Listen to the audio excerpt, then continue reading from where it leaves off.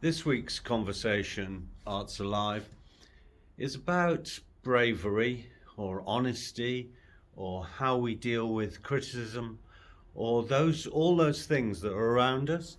Just to explain Arts Alive, I wanted to do something to document my thoughts about art and maybe pass on some tips, but mostly just to share the struggles and joys that I have being an artist. I talk to a lot of people in a week, and some of the conversations are can be generalized, and I think, oh, I must remember to tell so and so, or I must remember to think about that more. And you often find that you're having the same sort of conversation. People are asking you a similar question because it's current, and you think, oh, I could put all that together and talk about that in my podcast or whatever we're calling Arts Alive. I didn't know it was going to develop in the way that it has, and maybe it will develop in another way in a month or two. But these pieces to camera that I'm doing at the moment, I'm finding really interesting. And the topics that come up in my conversations with people because they've seen something I've said before, or they've been thinking about something to do with their art practice or artists or what it is that we do here at the studio, they're really interesting.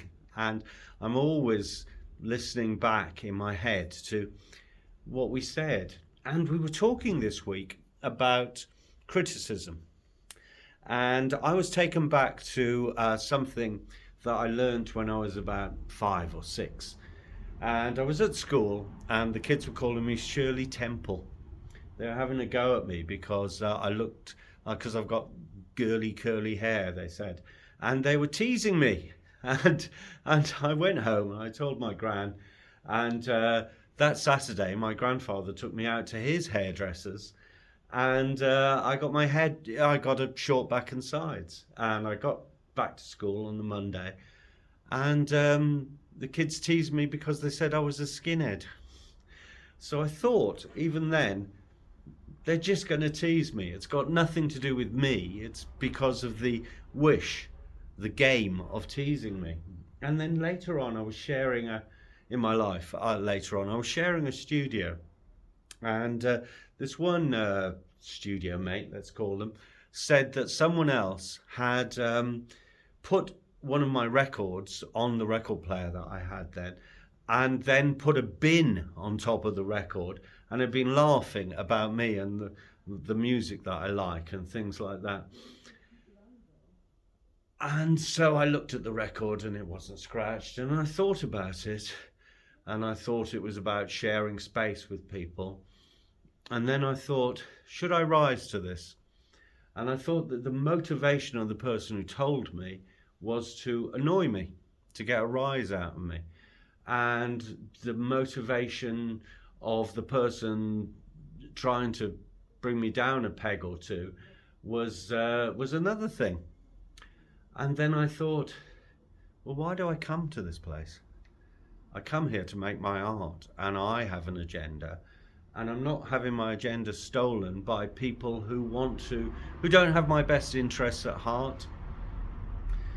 And those life events have left me with a very strong opinion that we as artists have to have a strong agenda ourselves, not validated by what other people think, but validated by what we came in this room to do. And as I'm saying, I came onto the internet to do something which was about the conversations I have, the thoughts I have to be an artist. And I think there have been many things that I've done over the last 6 months with these broadcasts that are not so good. There are some that are very good, but they're all a learning opportunity for me. So I'm getting loads out of them, but I've said that before. But I'm also getting something about the more I'm honest with how things affect me and upset me, or the struggles or the victories, the more that I can move on from them or through them. And I haven't been criticised that much this week. I'm quite self-critical. I'm making new work at the moment. Spring brings that on. And I really want to move away from things where I feel safe and move into something else. If you want to see, so this program of conversations are not really about having a look at my artwork. If you want to do that, I have a website, and I also do a weekly newsletter. I'm trying. I've done about 3, and it's quite complex, isn't it? Thinking, oh, what shall I write? How long should it be? What should it look like? All those sort of, what do you title it, etc. I'm very, very dyslexic. I found strategies to get around it. And so I love the whole video thing. And yet you have to be able to advertise the fact that you're doing the video thing. So that's another thing, isn't it? And we all suffer a bit from paranoia. So what's this left me with? These thoughts and discussions this week that I've had, thinking about how people bully you, or they steal your agenda, or they think you should act in a certain way. There's always loads of advice, isn't there? I think I should just make more art, but I always think that. I also think, what is success? What do I come in this room for? Or almost, why do you watch? And hopefully what I provide or what I deliver are the unfiltered thoughts and those ideas that say, you know what, you're always going to get criticism. They'll criticize you for looking like Shirley Temple, or they'll criticize you for being a skinhead, or they'll criticize you because your drawing isn't very good, or they'll call you a dick, and they don't like the way in which probably don't like the way in which you think so much of yourself that you do a video on YouTube.